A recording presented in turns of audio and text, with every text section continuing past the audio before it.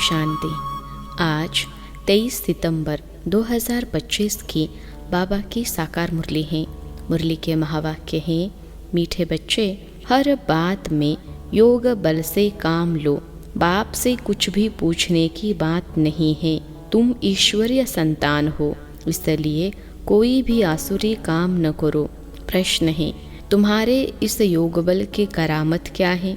उत्तर है, यही योग बल है जिससे तुम्हारी सब कर्मेंद्रियां वश हो जाती हैं। योग बल के सिवाय तुम पावन बन नहीं सकते। योग बल से ही सारी सृष्टि पावन बनती है।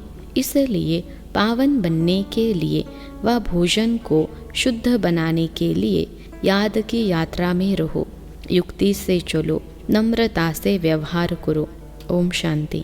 रूहानी बाप रूहानी बच्चों को समझाते हैं, दुनिया में किसको मालूम नहीं है कि रूहानी बाप आकर स्वर्ग की व नई दुनिया की स्थापना कैसे करते हैं।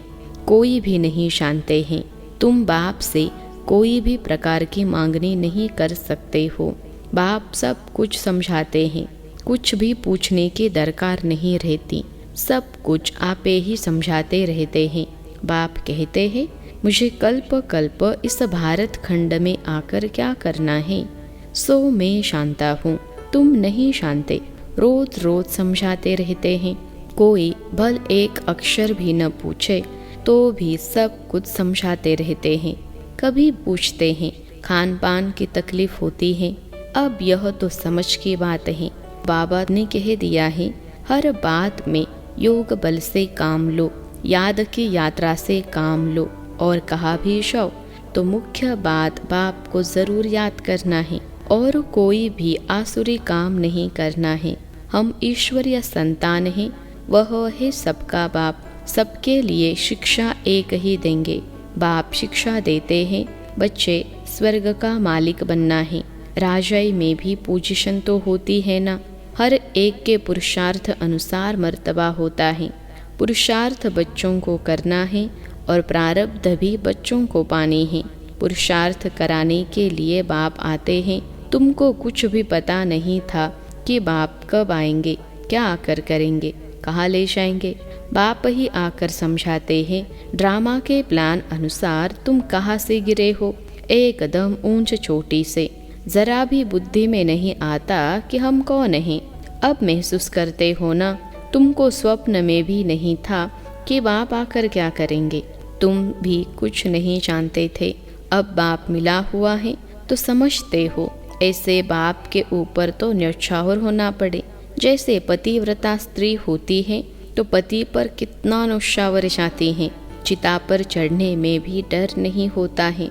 कितनी बहादुर होती हैं। आगे चिता पर बहुत चढ़ती थी। यहाँ बाबा तो ऐसी कोई तकलीफ नहीं देते हैं। भल नाम ज्ञान चिता है, परंतु जलने करने की कोई बात नहीं। बाप बिल्कुल ऐसे समझाते हैं जैसे मक्खन से बाल। बच्चे समझते हैं बरोबर जन्म जन्मांतर का सिर पर बोझा है। कोई एक अजामिल नहीं। हर एक मनुष्य एक दो से जास्ती अजामिल है। मनुष्यों को क्या पता पास्ट जन्म में क्या क्या किया है। अभी तुम समझते हो पाप ही किए हैं। वास्तव में पुण्य आत्मा एक भी नहीं है। सब है पाप आत्माएं। पुण्य करे तो पुण्य आत्मा बन जाए। पुण्य आत्माएं होती है सतयुग में। कोई ने हॉस्पिटल आदि बनाई सो क्या हुआ? सीढ़ी उतरने से थोड़े ही बच जाएंगे। चढ़ती कला तो नहीं होती है ना, गिरते ही जाते हैं। यह बाप तो ऐसा बिलवेड़ है जिस पर कोई कहते हैं जीते जी न्यौछावर जाए, क्योंकि पतियों का पति बापों का बाप सबसे ऊंच है। बच्चों को अभी बाप जगा रहे हैं। ऐसा बाबा जो स्वर्ग का मालिक बनाते हैं इतना साधारण है। शुरू में बच्चियां जब बीमार पड़ती थी तो बाबा खुद उन्हों की सेवा करते थे। अहंकार कुछ भी नहीं। बाप दादा ऊंचते ऊंच हैं। कहते हैं जैसे कर्म में इनसे कराऊंगा या करूंगा, दोनों जैसे एक हो जाते हैं।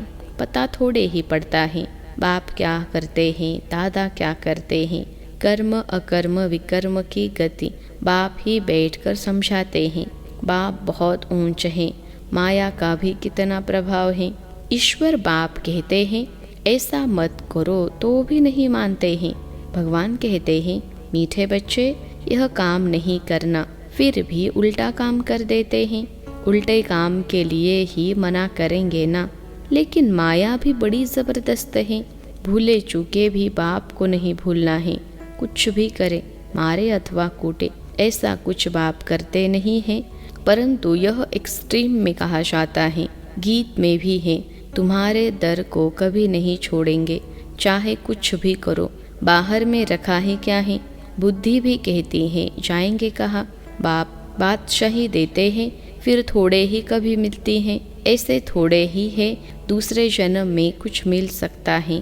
नहीं, यह पारलौकिक बाप है जो बेहद सुख धाम का तुमको मालिक बनाते हैं। बच्चों को दैवी गुण भी धारण करने हैं, सो भी बाप राय देते हैं। अपना पुलिस आदि का काम भी करो, नहीं तो डिसमिस कर देंगे। अपना काम तो करना ही है। आंख दिखानी पड़ती है। जितना हो सके प्रेम से काम लो, नहीं तो युक्ति से आंख दिखाओ। हाथ नहीं चलाना है। बाबा के कितने ढेर बच्चे हैं। बाबा को भी बच्चों का होना या नेक ख्याल रहता है ना। मूल बात है पवित्र रहना। जन्म जन्मांतर तुमने पुकारा है ना, हे पतित पावन आकर हमको पावन बनाओ। परंतु अर्थ कुछ भी नहीं समझते। बुलाते हैं तो जरूर पतित हैं, नहीं तो बुलाने की दरकार नहीं, पूजा की भी दरकार नहीं। बाप समझाते हैं तुम अबलाओं पर कितने अत्याचार होते हैं, सहन करना ही है। युक्तियाँ भी बतलाते रहते हैं। बहुत नम्रता से चलो, बोलो आप तो भगवान हो, फिर यह क्या मांगते हो। हथियाला बांधते समय कहते हैं मैं तुम्हारा पति ईश्वर गुरु सब कुछ हो। अब मैं पवित्र रहना चाहती हूँ तो तुम रोकते क्यों हो।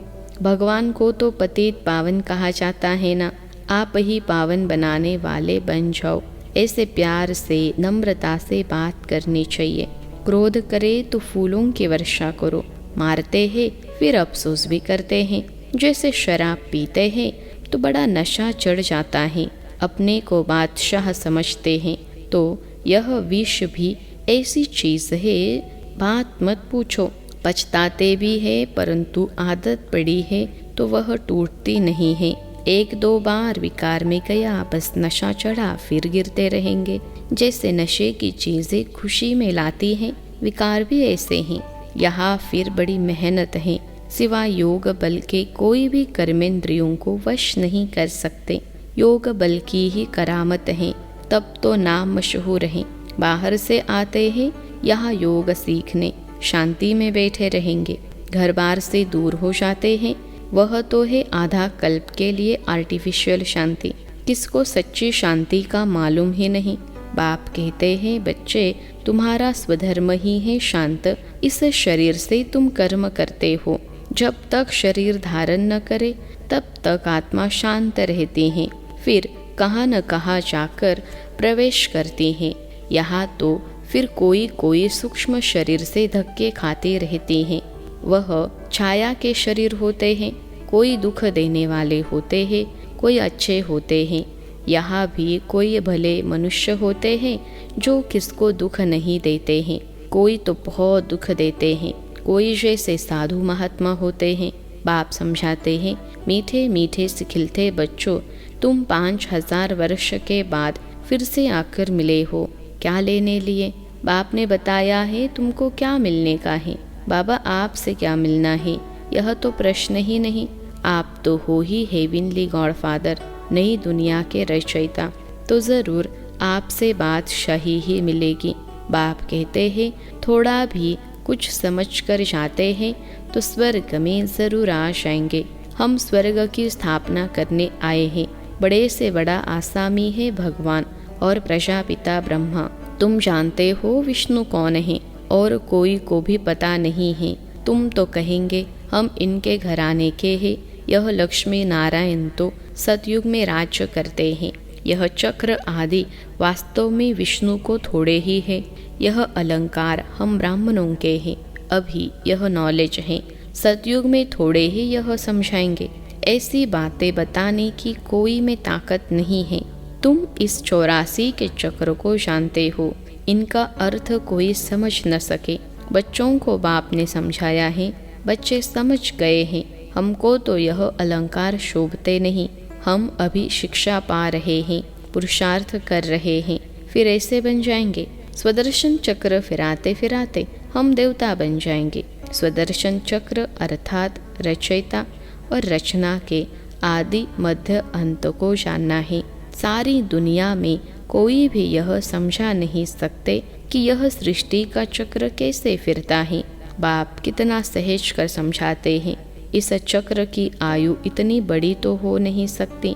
मनुष्य सृष्टि का ही समाचार सुनाया जाता है। कितने मनुष्य हैं, ऐसे थोड़े ही बताया जाता है कि कछुए कितने हैं, मछलियाँ आदि कितनी हैं। मनुष्यों की ही बात है। तुमसे भी प्रश्न पूछते हैं, बाप सब कुछ बतलाते रहते हैं, सिर्फ उस पर ध्यान देना है। बाबा ने समझाया है, योग बल से तुम सृष्टि को पावन बनाते हो, तो क्या योग बल से खाना शुद्ध नहीं हो सकता है? अच्छा, तुम तो ऐसे बने हो, फिर कोई को आप समान बनाते हो। अभी तुम बच्चे समझते हो कि बाप आया है स्वर्ग की बादशाही फिर से देने, तो इनको रिफ्यूज़ नहीं करना है। विश्व की बादशाही रिफ्यूज़ की तो खत्म, फिर रिफ्यूज़ यानी कीचड़े के डब्बे में जाकर पड़ेंगे। यह सारी दुनिया ही कीचड़, तो इनको रिफ्यूज़ ही कहेंगे। दुनिया का हाल देखो क्या है। तुम तो जानते हो हम विश्व के मालिक बनते हैं। यह किसको पता नहीं है कि सतयुग में एक ही राज्य था। मानेंगे नहीं। अपना घमंड रहता है तो फिर जरा भी सुनते नहीं, कह देते यह सब आपकी कल्पना है। कल्पना से ही यह शरीर आदि बना हुआ है। अर्थ कुछ नहीं समझते, बस यह ईश्वर की कल्पना है। ईश्वर जो चाहे सो बनते हैं, उनका यह खेल है। ऐसी बातें करते हैं, बात मत पूछो। अभी तुम बच्चे जानते हो बाबा आया हुआ है। बुढ़िया भी कहती हैं, बाबा हर 5000 वर्ष के बाद हम आपसे स्वर्ग का वर्षा लेते हैं। हम अभी आए हैं स्वर्ग की राजाई लेने। तुम जानते हो कि सभी एक्टर्स का अपना पार्ट है, एक का पार्ट न मिले दूसरे से। तुम फिर इसी ही नाम रूप में आकर इसी समय बाप से वर्षा लेने का पुरुषार्थ करेंगे। कितनी अथाह कमाई है। भल बाबा कहते हैं, थोड़ा भी सुना है तो स्वर्ग में आ जाएंगे। परंतु हर एक मनुष्य पुरुषार्थ तो ऊंच बनने का ही करते हैं ना, तो पुरुषार्थ है फर्स्ट। अच्छा, मीठे मीठे सिख रहे बच्चों प्रति माता पिता बाप दादा का याद प्यार और गुड मॉर्निंग। रूहानी बाप के रूहानी बच्चों को नमस्ते। हम रूहानी बच्चों की सिखलते रूहानी माता पिता बाप दादा को याद प्यार, गुड मॉर्निंग और नमस्ते बाबा नमस्ते। धारणा के लिए मुख्य सार। पहली पॉइंट है, जैसे बाबा बच्चों की सेवा करते हैं, कोई अहंकार नहीं, ऐसे फॉलो करना है। बाप की श्रीमत पर चलकर विश्व की बादशाही लेनी है, रिफ्यूज़ नहीं करनी है। दूसरी पॉइंट है, बापों का बाप पतियों का पति जो सबसे ऊंच है, बिलवेड़ है, उस पर जीते जी न्यौछावर जाना है। ज्ञान चिता पर बैठना है। कभी भूले चुके भी बाप को भूल उल्टा काम नहीं करना है। आज का वरदान है, खुशियों के अखूट खजाने से भरपूर सदा बेफिक्र बादशाह भव। खुशियों के अखूट खजाने से भरपूर सदा बेफिक्र बादशाह भव। विश्लेषण है, खुशियों के सागर द्वारा रोज खुशी का अखूट खजाना मिलता है, इसलिए किसी भी परिस्थिति में खुशी गायब नहीं हो सकती। किसी भी बात का फिक्र हो नहीं सकता। ऐसे नहीं प्रॉपर्टी का क्या होगा, परिवार का क्या होगा, परिवर्तन ही होगा ना। पुरानी दुनिया में कितना भी श्रेष्ठ हो, लेकिन सब पुराना ही है, इसलिए बेफिक्र बन गए। जो होगा अच्छा होगा। ब्राह्मणों के लिए सब अच्छा है, कुछ भी बुरा नहीं। आपके पास यह ऐसी बादशाही है जिसे कोई भी छीन नहीं सकता। आज का स्लोगन है, इस संसार को एक अलौकिक खेल और परिस्थितियों को खिलौना मानकर चलो तो कभी निराश नहीं होंगे।